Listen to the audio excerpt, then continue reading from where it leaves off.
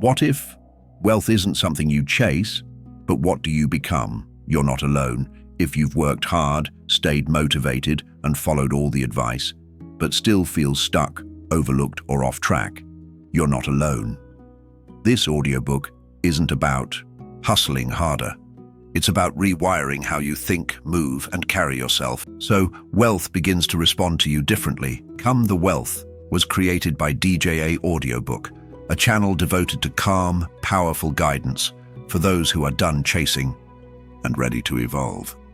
In this book, you'll learn why most people subconsciously push wealth away, how to stop acting rich and start embodying value, the quiet mental habits that make people magnetic, and what it means to hold peace, discipline, and clarity under pressure. You don't need to run faster. You need to realign from within. Because wealth doesn't come to those who want it most. It comes to those who can hold it. Let's begin. Chapter 1.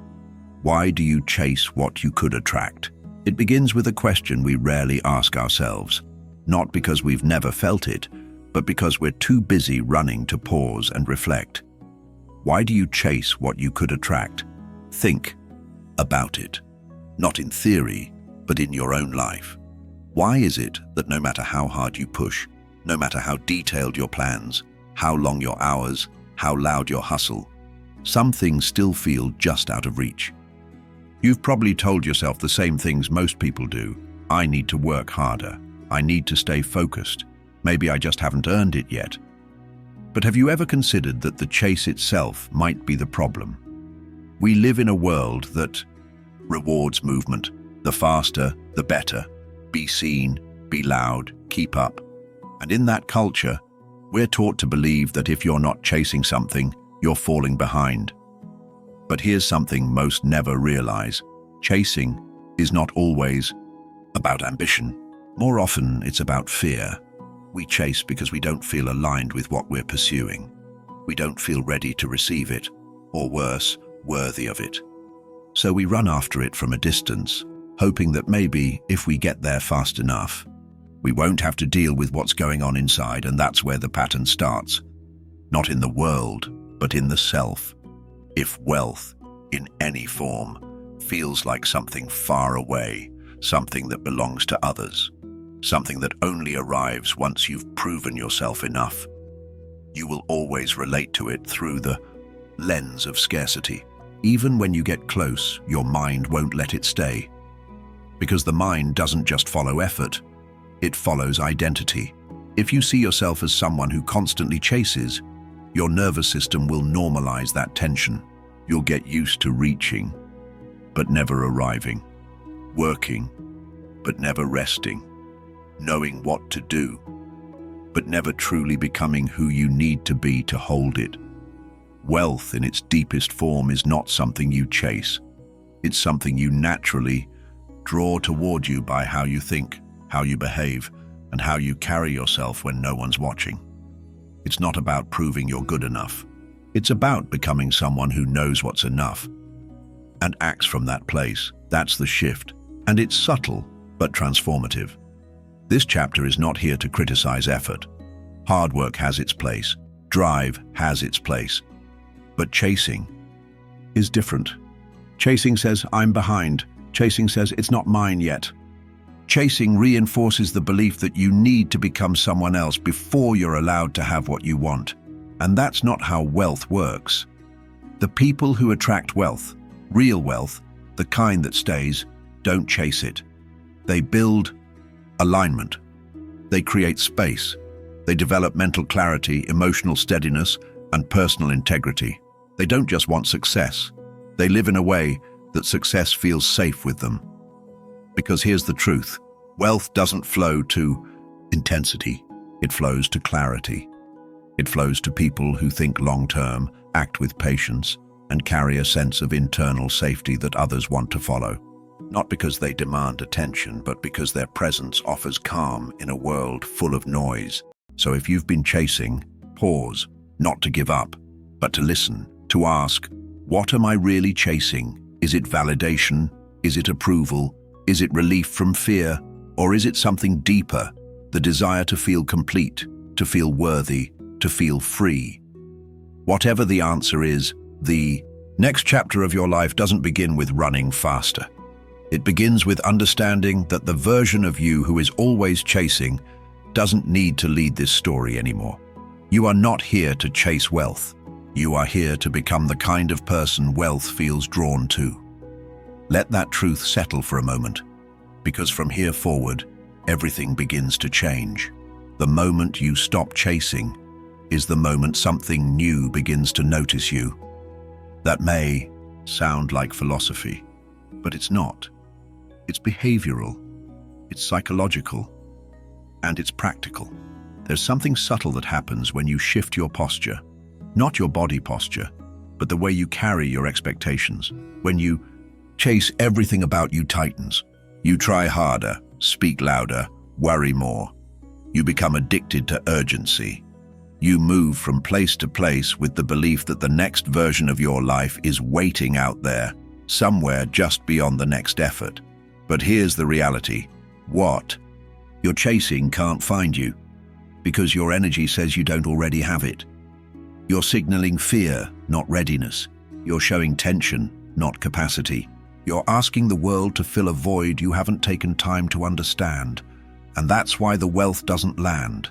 Let's ground this. Have you ever met someone who didn't try to impress you, and yet you instantly respected them? They didn't pitch themselves. They didn't compete. They simply were calm, present, clear. And that clarity made you feel safe. That's not charisma. That's alignment. And alignment doesn't beg. It attracts. The people who seem to move forward quietly, without forcing, without burnout, without constant redirection, they're not better. They've just stopped chasing things they're meant to become. They've understood that success flows to people who are psychologically ready to receive it, not just hungry for it. And readiness isn't built in a sprint. It's developed through quiet internal work, through self-honesty, through long-term habits, through the discipline of staying consistent even when no one is watching. Here's where it gets real. You say you want wealth, but are you actually practicing the mental patterns of someone who has it? Do you create with stability or from panic? Do you lead yourself through uncertainty or collapse every time life feels slow? Do you act from your future self's identity or from the fears of your past? These are not philosophical questions. These are the defining factors of whether wealth finds you or not. Because real wealth is not just money. It's mental space. It's time freedom. It's emotional stability. And it's not built by the person who wants more. It's built by the person who's finally ready to hold more. Now pause here. This is the part most people skip. Not because it's difficult, but because it's quiet. The internal shift doesn't make noise. It doesn't feel like a race. It often feels like stillness, like letting go, like trusting that there's nothing more to chase. And that's where discomfort rises. Because when we're no longer running, we're finally left with ourselves. And that's the hardest place to be, but also the most necessary, because that's where clarity forms. That's where you start asking, what if I don't need to be faster? What if I need to be deeper? What if the thing I'm chasing is actually afraid of the version of me that's always chasing? And what if, for the first time, I learned how to become the thing I thought I had to pursue? This book is not about doing less. It's about doing differently. It's about working from a place of grounded strength instead of scattered fear. It's about thinking like someone who's already living from their values, not chasing status to fill a gap they haven't resolved.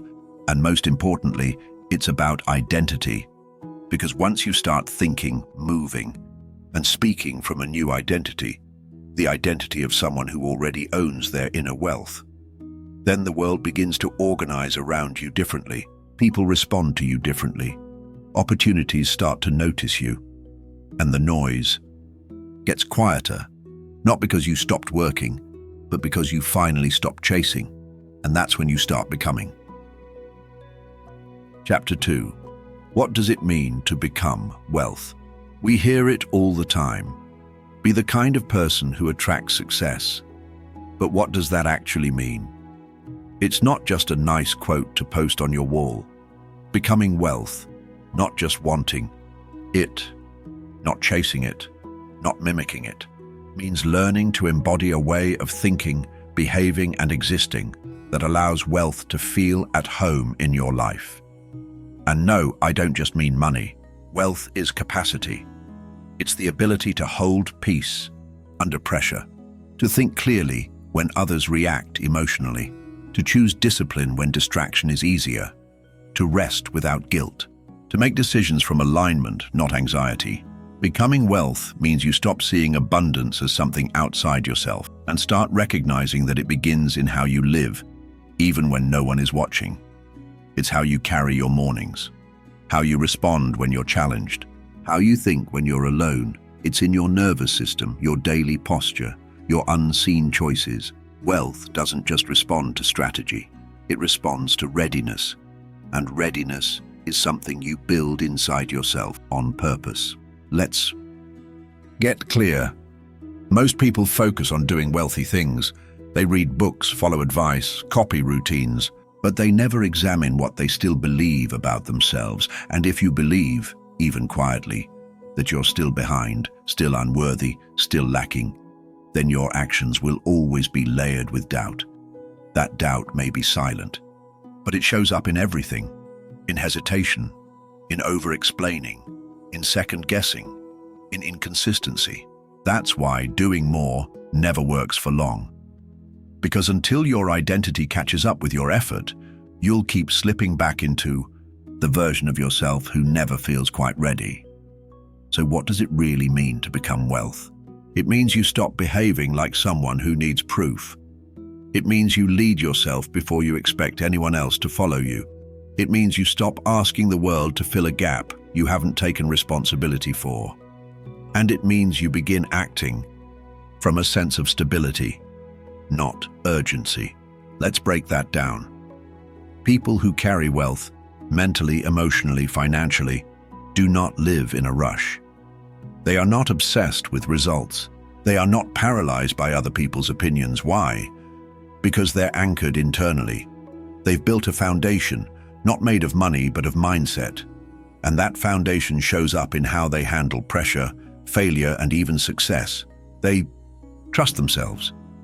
And when you trust yourself, when your internal world is calm and coherent, you become naturally more effective. You don't need to chase.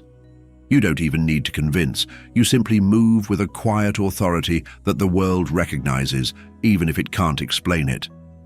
That's what becoming wealth looks like.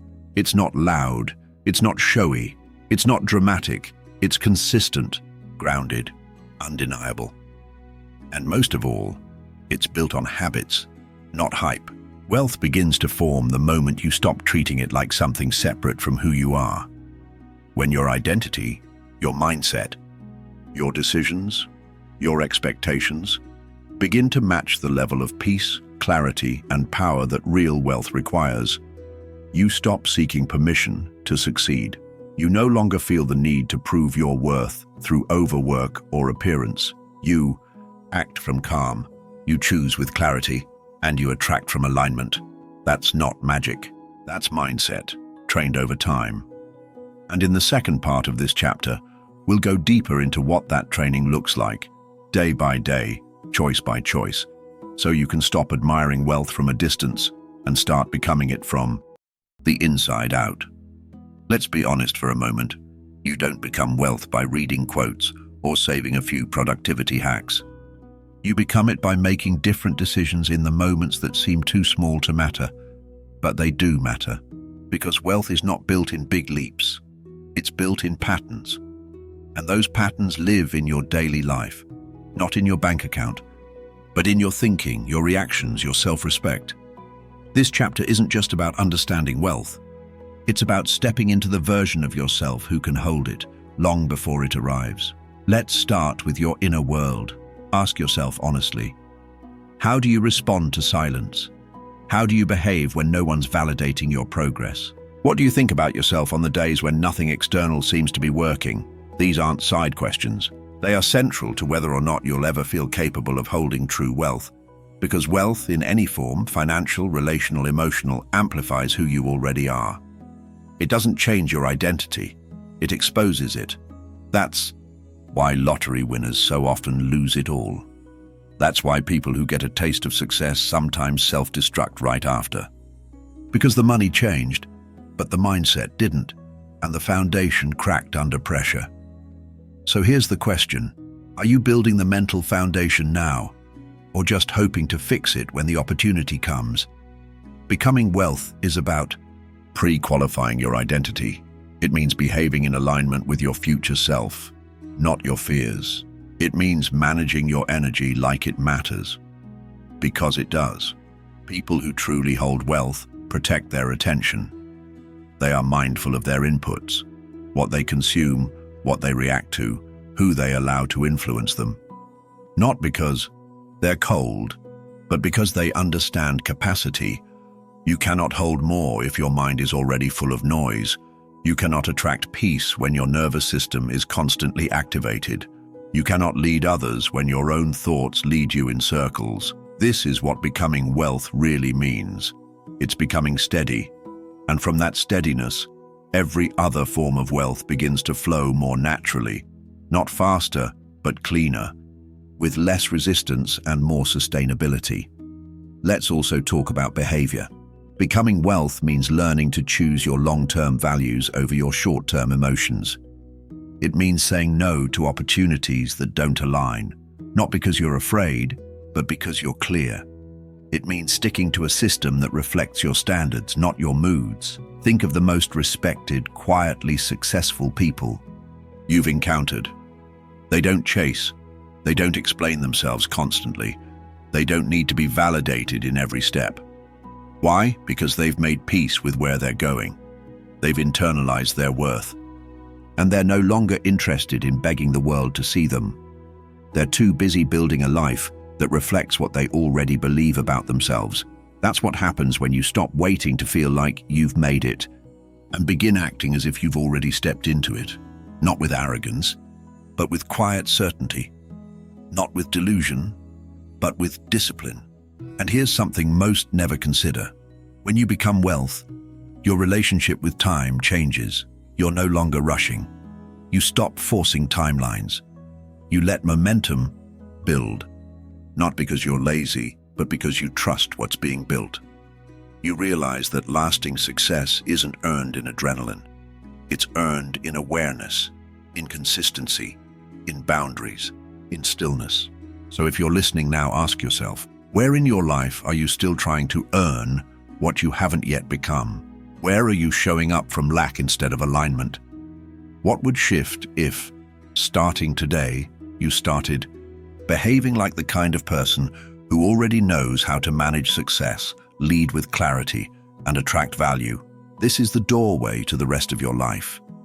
And the good news is, you don't need permission to walk through it. You just need awareness, honesty, and a willingness to stop living like wealth is something out there. Because the truth is, you are the beginning, you are the system, and every choice you make from this point forward either reinforces the old story of chasing or supports the new story of becoming. And the story you choose will determine everything else. Chapter 3. Are you rich in thought or bankrupt in belief? You may already speak the language of wealth. You might read the right books, follow the right mentors, set big goals, even rehearse affirmations every morning with discipline. You may sound like someone who's going somewhere, and yet you hesitate, you doubt, you stall, you tell yourself that you believe, but something deep inside you still doesn't move. That something is your belief system, the one buried under all your knowledge, ambition, and performance, and belief is what decides whether your thoughts stay as theory or become reality. Here's the strange truth most people never examine. You can be intellectually rich and emotionally bankrupt. You can understand strategy, logic, and success formulas, but still walk through life quietly convinced you're not good enough, not ready, not meant for it. This quiet disbelief doesn't scream, it whispers. It shows up in hesitation when an opportunity appears, in downplaying your wins, in sabotaging your own consistency, in saying yes when you meant no, in avoiding the next level, not because you can't reach it, but because some small, unspoken part of you doesn't believe you're the kind of person who belongs there. And this is what keeps so many talented, hardworking people stuck. Not ignorance, not laziness, but unexamined belief. Let's make it real. You say you want to earn more, but do you truly believe you deserve ease without proving it? You say you want influence, but do you believe you're someone others naturally trust? You say you want freedom, but do you believe your decisions reflect the kind of person who can hold power without abusing it or losing yourself? Belief is not something you say, it's something you carry.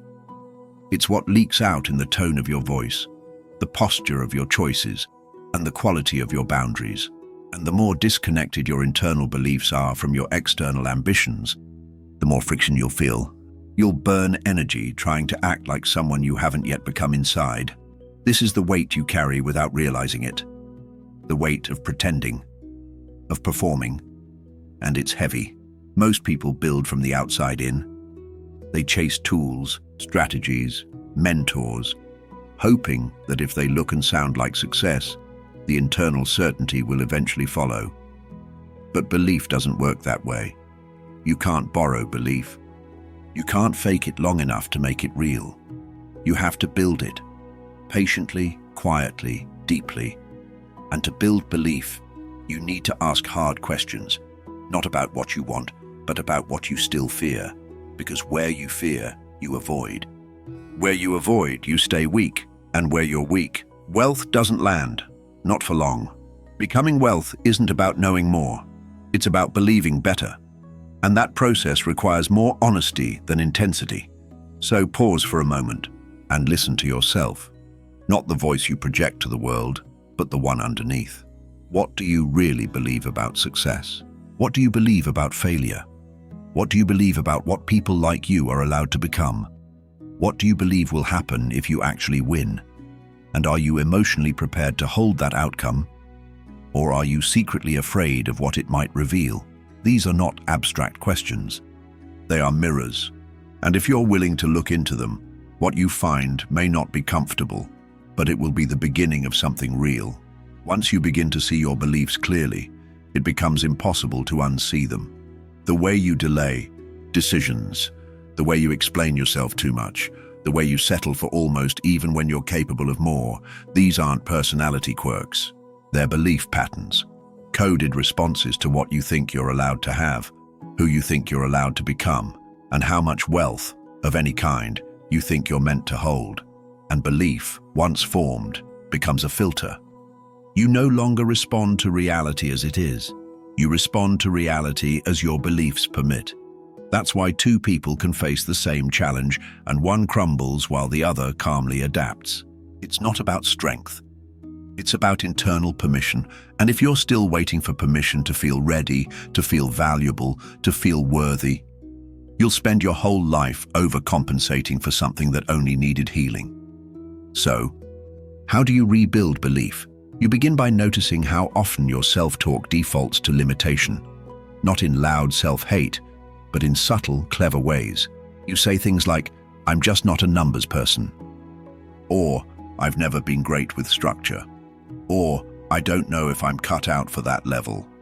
These statements feel small, but they are foundations, and everything you build will rest on them, whether they serve you or not. So the first step in becoming someone who believes differently is to speak differently, not like an actor in front of an audience, but like someone who's finally done undermining themselves in private. Start small. When doubt rises, name it for what it is, a habit, not a prophecy.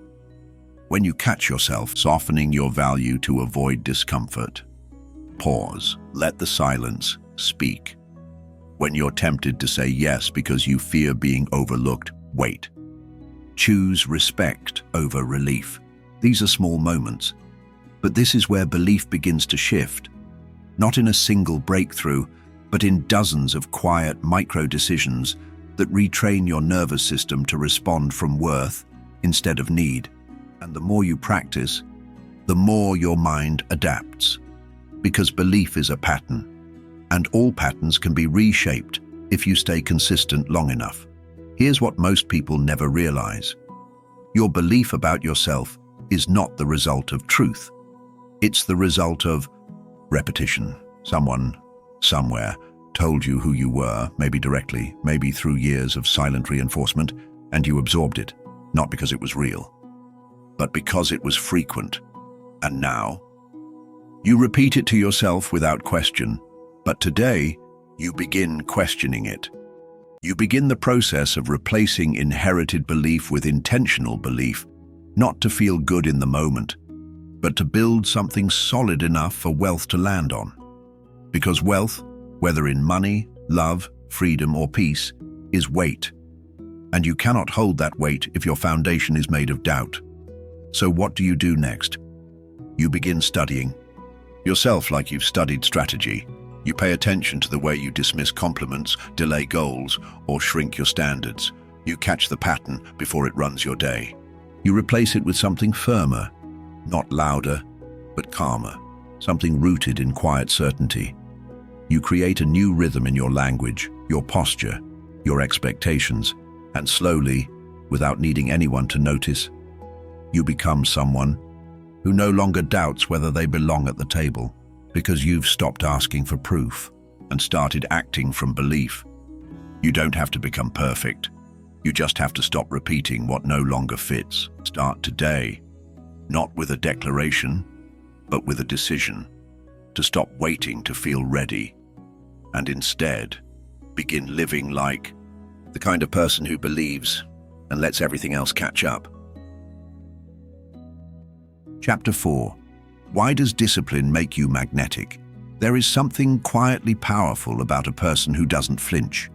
Someone who rises before the world stirs, who finishes what they said they would even when no one's watching, who doesn't need applause to move or permission to begin. That presence, calm, steady, committed, is discipline in motion.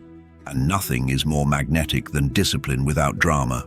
People often confuse discipline with rigidity, as if it strips away your freedom, your creativity, your peace. But the truth is exactly the opposite. Discipline, real, practiced discipline, creates space. It frees you from chaos, distraction, reactivity. It gives you the ability to direct your energy with clarity instead of emotion. And that clarity is what others feel when they're around you, even if they can't name it. That's why discipline is magnetic. It's not loud. It doesn't beg. It just is, anchored, unshaken, focused. And in a world where most people live scattered and stretched thin, focus becomes power. Discipline is not about restriction. It's about energy management. You only have so much time, so much thought, so much emotional bandwidth in a day. The disciplined person doesn't spend it all on things that don't move them forward. They make decisions once, clearly, and live by those decisions. They eat to fuel, not to cope. They speak less often, but with more impact.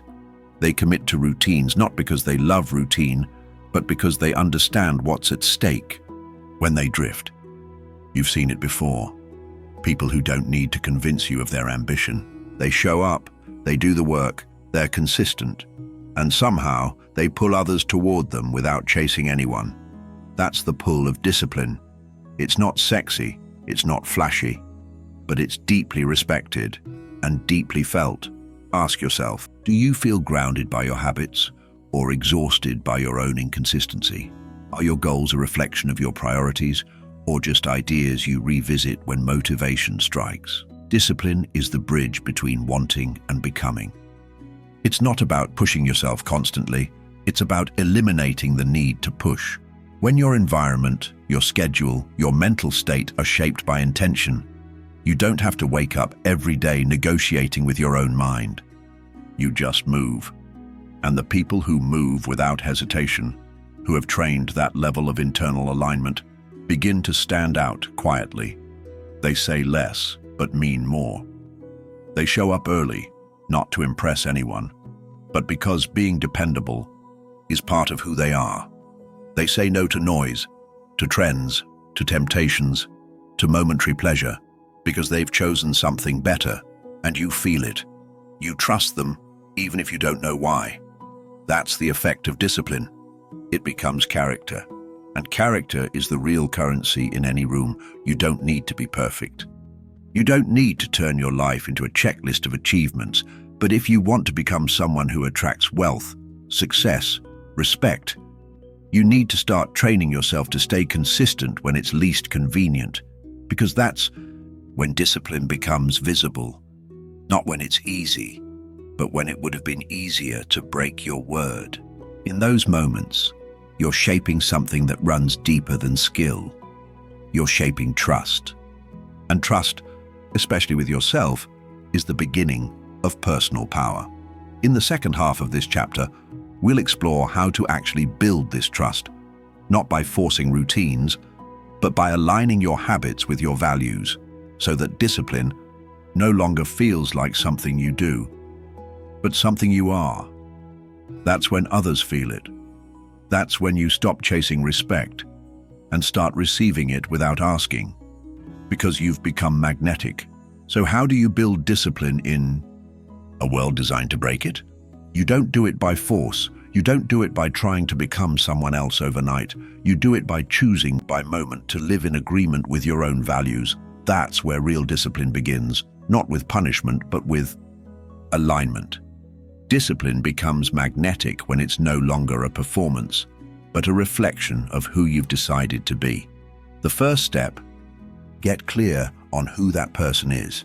Too often, we set goals that sound impressive, but don't mean anything to us personally.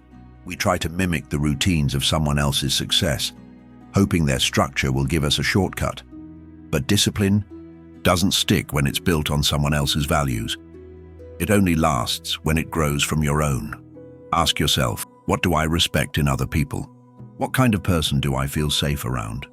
What qualities make someone trustworthy in my eyes? Now ask, do I embody those qualities consistently?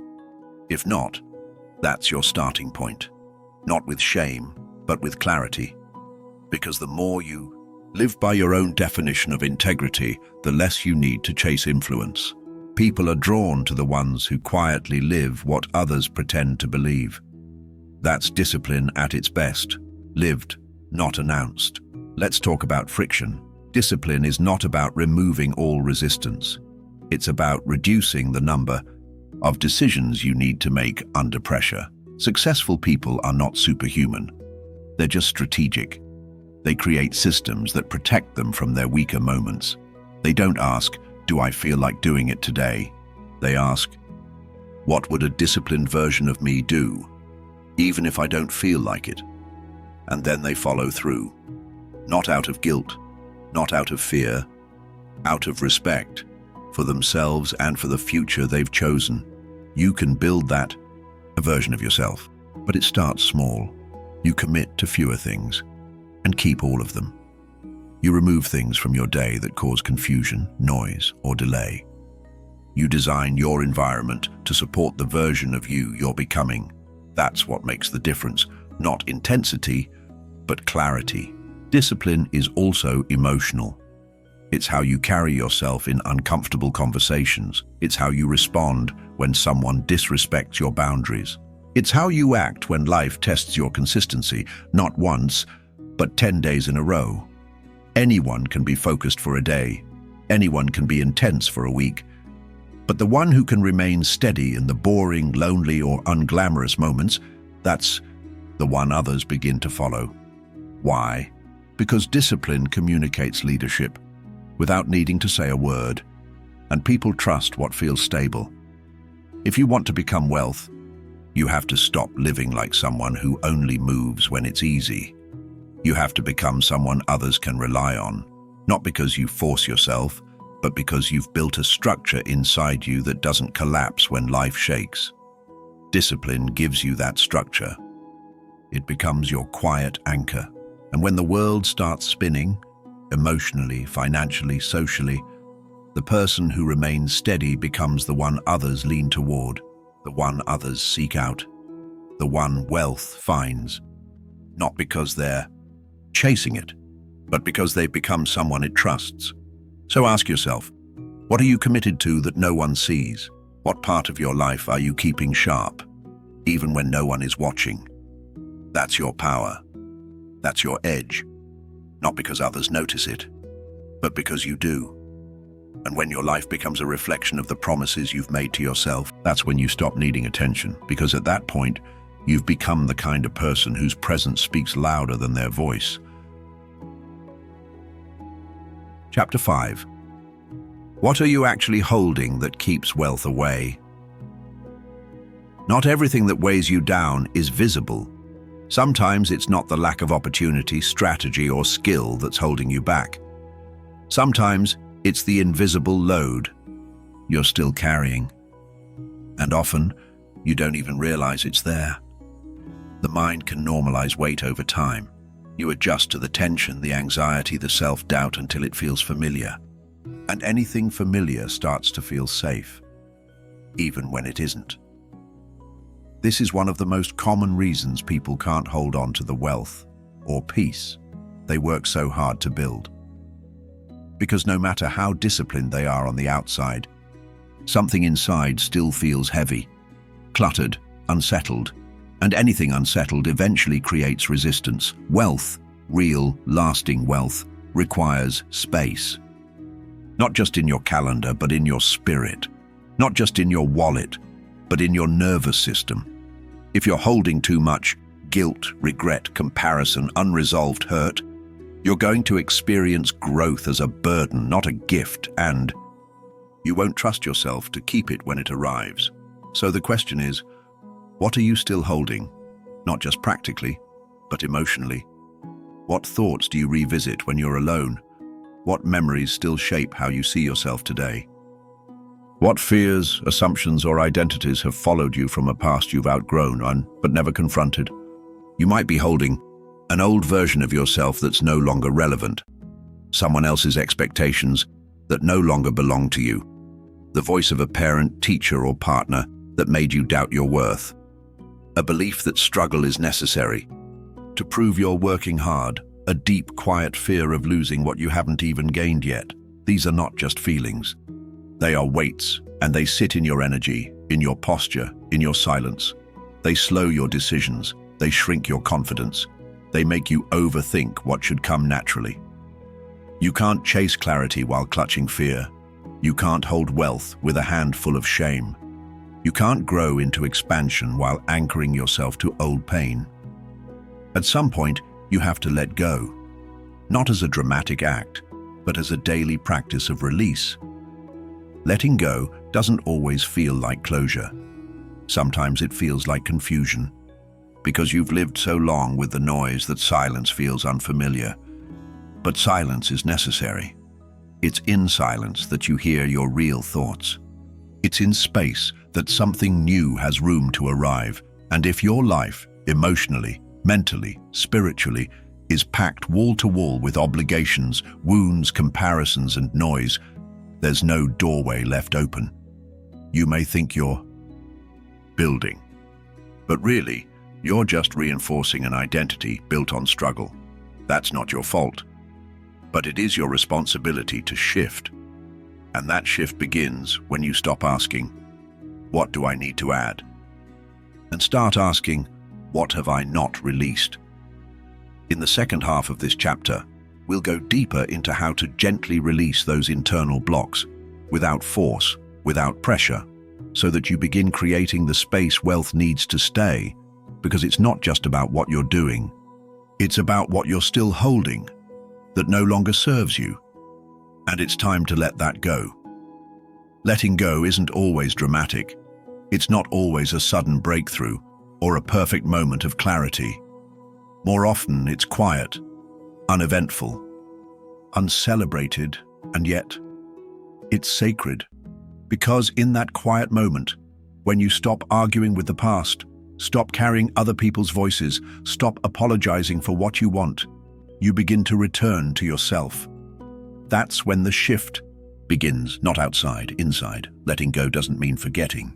It means releasing the responsibility to keep reliving what's already done. It means separating who you are becoming from what happened to you. It means telling the truth.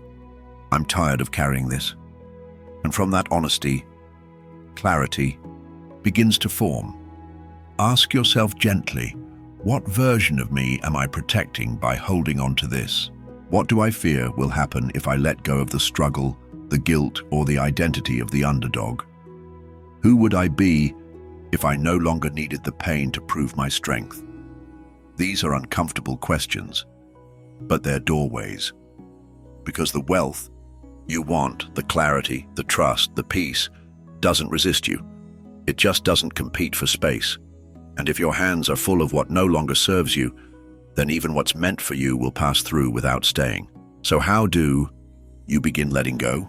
You don't rush it. You don't fake forgiveness or force resolution. You simply begin to observe. Start noticing the weight when it shows up. That old story you keep telling yourself. Notice when you reach for it. That hesitation to speak clearly or act boldly. Notice what memory it echoes. That fear of success, of being seen, of being celebrated. Notice whose voice still echoes in your resistance. Awareness is the first release, because what you observe without judgment begins to loosen its grip. Next, create space, physically, mentally, emotionally. Clear a drawer, simplify a corner of your day. Remove one input that keeps you locked in comparison or urgency. Don't wait to feel ready. Start where you are with what you can touch, because space invites presence. And presence invites power. You've been operating at full capacity for too long, overthinking, overcaring, overcompensating. But wealth, emotional and financial, doesn't arrive when you finally do more. It arrives when you learn to hold more. And you can't hold more when your entire system is overflowing with unprocessed noise. As you begin releasing what you're holding, even slowly, you'll notice something unexpected. You become lighter. Your decisions feel clearer. Your actions become less reactive, more intentional. You stop rushing. You begin leading your own life with less effort, more integrity. This is what space does. It returns you to your true rhythm. Not the rhythm of the world, but the one that's natural to your values, your vision, your voice. And when you live from that space, that centered, clean inner world, wealth begins to notice. Not because you chased it, but because it finally had a place to land. Let this chapter be a pause, a breath, a soft beginning to releasing what no longer fits. You don't need to do it all today. You don't even need to name it all at once. But you do need to begin. One thought at a time. One choice at a time. One small release that says, I'm ready to live lighter. I'm ready to hold something better. And I no longer need to carry what was never mine to begin with. That's when wealth stops running. That's when you stop chasing. That's when space becomes your strategy. And that's when life at last can begin to flow. Chapter 6. How do the wealthy think when no one's watching? It's easy to admire how successful people act when the spotlight's on. They're composed, strategic, decisive. But the truth of who they are and what makes them different isn't found in those public moments. It's found in how they think when no one's watching, when no one is clapping, when no deal is on the table, when there's no one to impress and no one keeping score. That's where the real work happens. Not the external performance, but the internal pattern. The wealthy, the truly grounded and lasting kind, don't just have better results. They have different reflexes. And those reflexes were trained in private, over years of invisible self-leadership. So what do the wealthy think when the world is quiet? They think about leverage, not labor. They think long-term, even when the short-term feels urgent. They think about systems, not just solutions. And above all, they think in cause and effect. When something goes wrong, they don't ask, "Who's to blame?" They ask, "What was the sequence?" They trace back the origin. They look for patterns. They study themselves because they know most problems begin internally, not externally. That mindset isn't instinct. It's practice. People who build real wealth have trained their minds to operate like engineers. They don't trust motivation. They trust structure. They don't obsess over results. They refine their process. And they don't panic when things get quiet, and they listen. In silence, they make their most important adjustments. They listen to tension. They listen to fatigue. They notice friction in their habits. They question decisions that don't feel aligned, not publicly, but privately. And because they're willing to think when it's uncomfortable, they grow in ways most people never will. There's a subtle difference between someone who constantly reacts and someone who responds. You can feel it. The reactive person explains too much. They need reassurance. They chase. The responsive person pauses, reflects, adjusts. They're still. They're measured. They're calm. That calm is not natural. It's trained. And it's one of the most powerful things a person can develop, because that calm becomes a magnet. In business, in relationships, in decision-making, you begin to feel like someone who holds space rather than consumes it. And people remember how they feel around you. They trust you, not because of your resume, but because of your rhythm. That's what the wealthy protect, not just their money, but their rhythm. They manage their inputs. They control their schedule. They curate their surroundings, not for aesthetics, but for focus. They are not addicted to noise. They do not need to constantly be stimulated. And they understand that the quality of their external life is determined by the quiet clarity of their internal life. That clarity takes effort, but it also creates energy. When your thoughts are ordered, your decisions become lighter. When your identity is stable, your actions become simpler. And when your mind is trained, your life doesn't wobble every time the world does.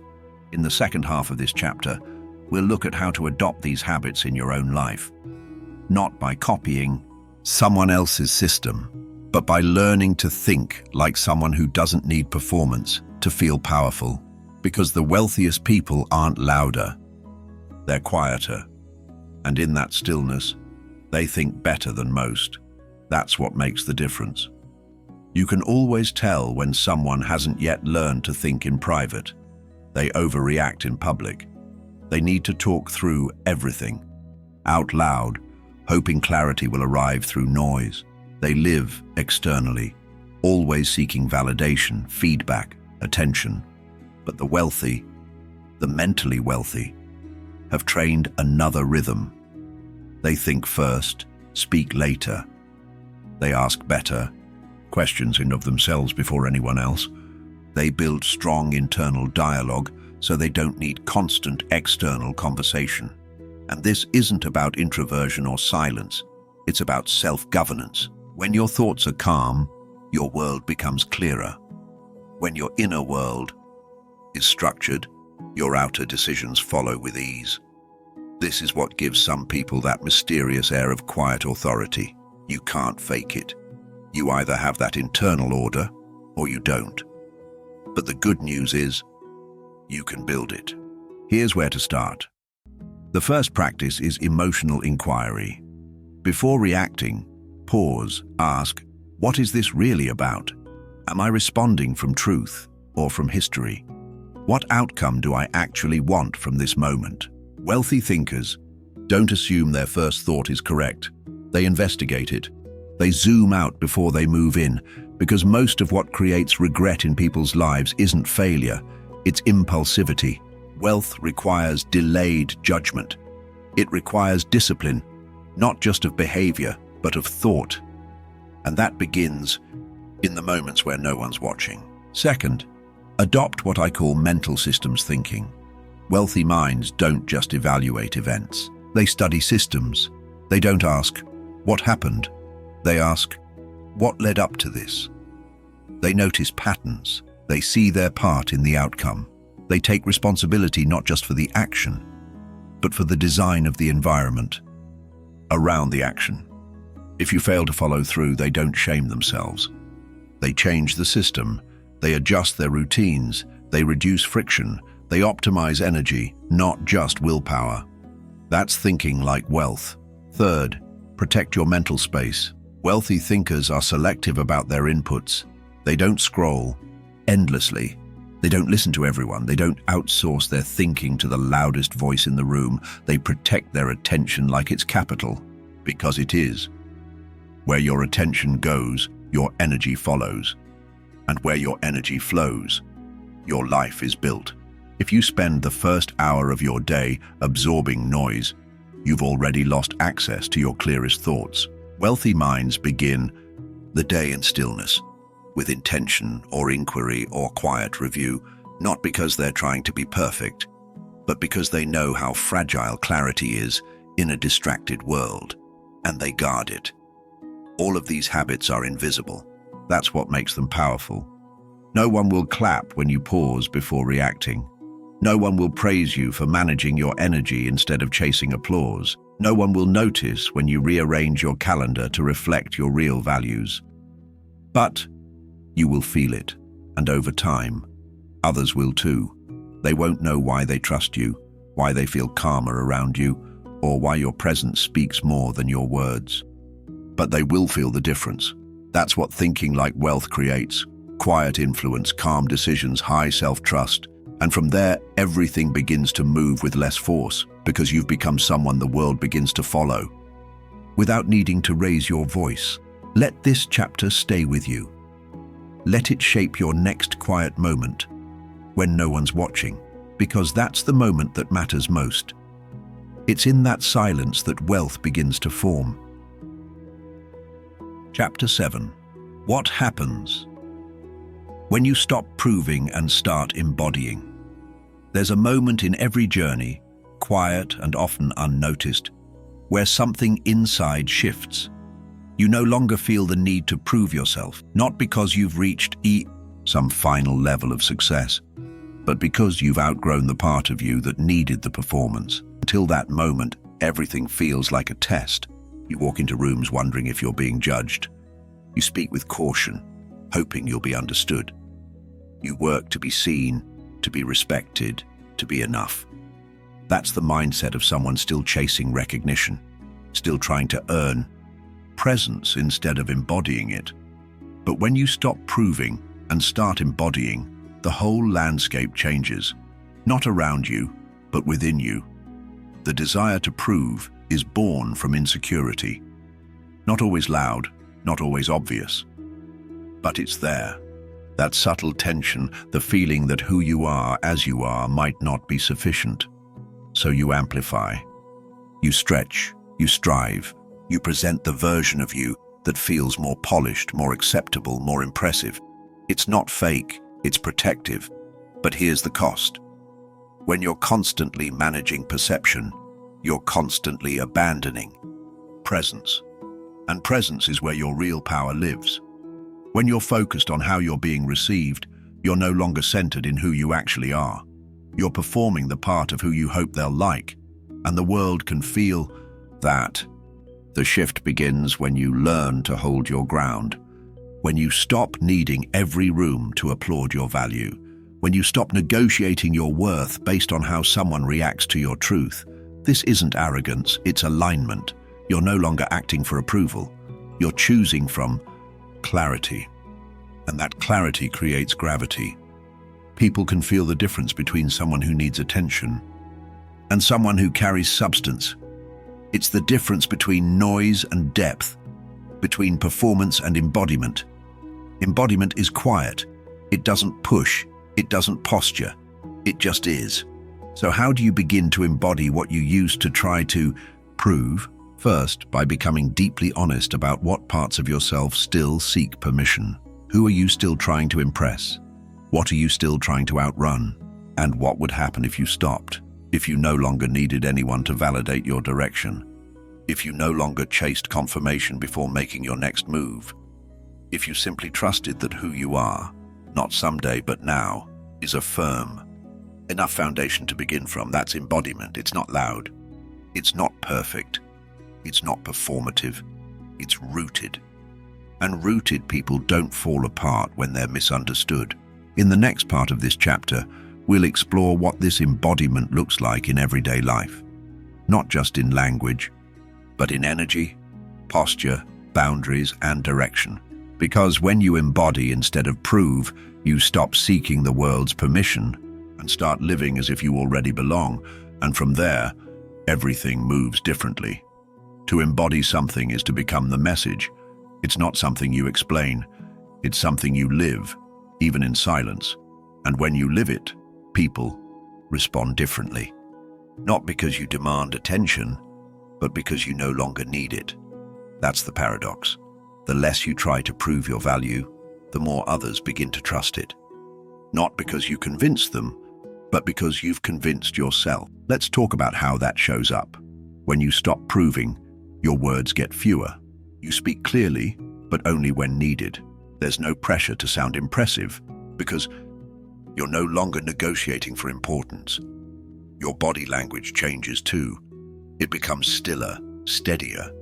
You stop adjusting yourself for the comfort of others. You sit in your own gravity, not to dominate the room, but to be grounded within it. People feel this difference. Not everyone understands it, but they feel it. Some respect it immediately, some resist it. Because when you stop needing validation, you stop playing by the unspoken social contracts of insecurity. And that changes the dynamic. This shift also changes how you work. You no longer chase results from urgency. You no longer create to be accepted. You build from clarity, not fear. Embodiment means you do the work because it aligns with who you are, not because you're hoping it will one day make you enough. And because of that, you become consistent. Rooted effort is sustainable. But effort fueled by insecurity burns out. That's why so many people rise quickly, numb, and then crash. They were proving, not embodying. Embodiment doesn't run on adrenaline. It runs on direction. It also shows up in your relationships. When you stop proving, you stop performing. You no longer adjust your personality to be liked.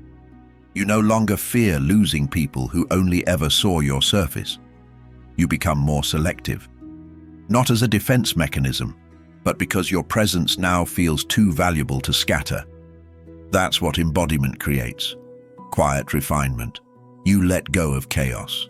You let go of trying to be everything to everyone, and you start living by design, and the right people, those drawn to depth, truth, integrity, find you.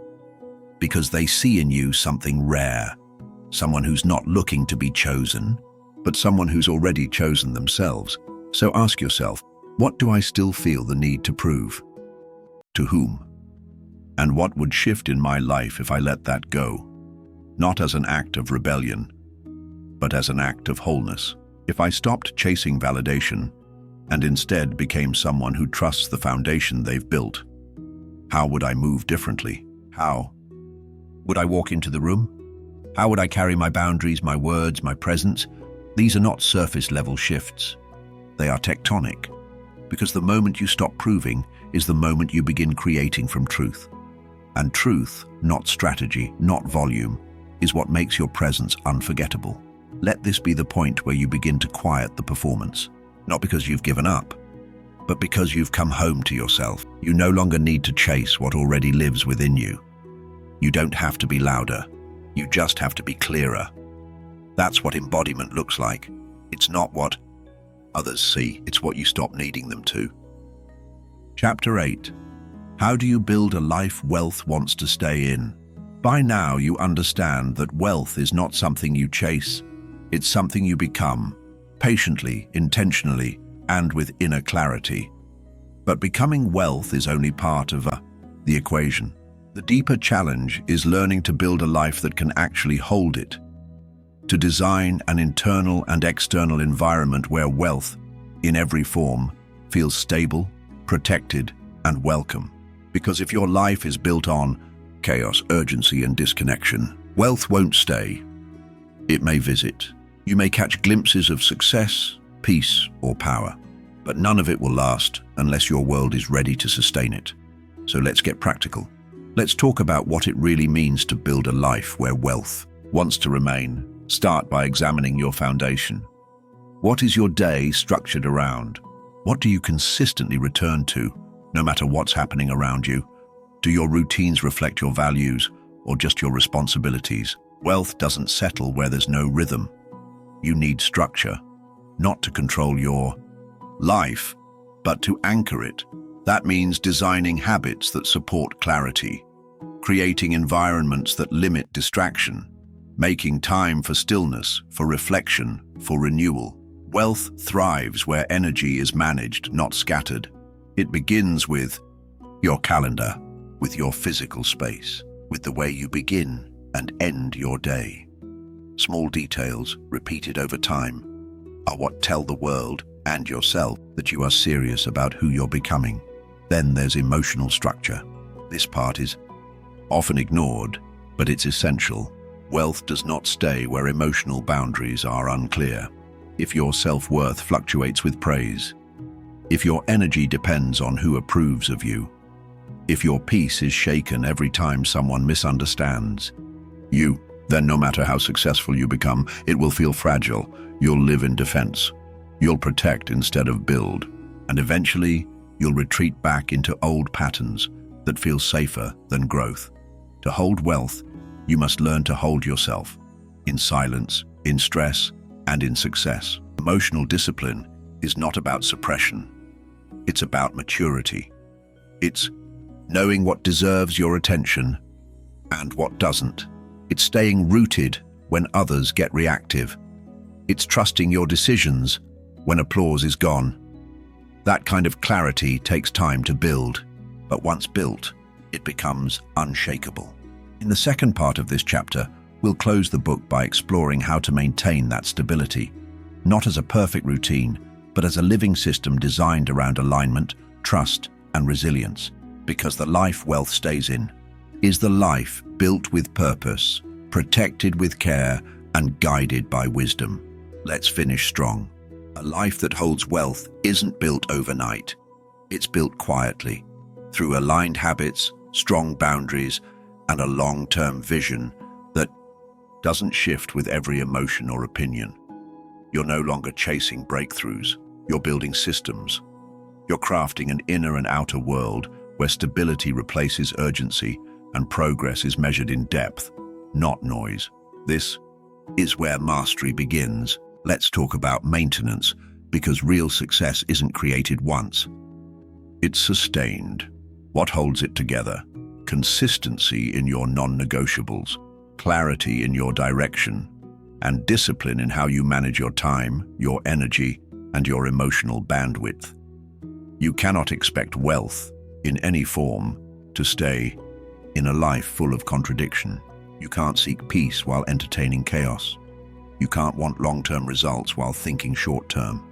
And you can't claim to value your future while acting like today doesn't matter. Every decision counts. Every habit echoes. And every day you practice alignment, you reinforce a world that doesn't just attract success, but supports it. To keep what you've built, you need more than momentum. You need rhythm. That means designing systems that remove friction, routines that simplify your life, boundaries that protect your clarity. It means knowing what to say no to, where to pull back, who to distance yourself from, and why. Wealth doesn't just respond to effort, it responds to environment. So ask yourself, does my environment, mental, physical, emotional, reflect someone who is prepared to hold what I say I want? If not, don't panic. Refine, adjust your space, audit your inputs, restructure your time, and above all, remain consistent with your values, because long-term wealth doesn't need a spectacle. It just needs stewardship. And here's the final truth. You don't need to become louder. You don't need to do more than you're doing now. You simply need to stay in alignment with what you've already discovered, that the person you're becoming is already enough, already ready. You've done the work of chasing less, proving less, and listening more. Now, the goal is simple. Protect what you've earned. Live what you've learned. Refuse to break what finally feels whole. Let that be your posture now. Not of hunger, but of peace. Not of ambition alone, but of quiet strength. Let the world respond to that. You've reached the end of this audiobook. But in truth, this isn't an ending. It's an arrival. At a new rhythm, a new mindset, a new identity. Come the Wealth is no longer just a title. It's now a standard you live by. Let it guide your habits. Let it shape your focus. And let it remind you that wealth is not something you pursue. It's something you build, hold, and protect. And now you can.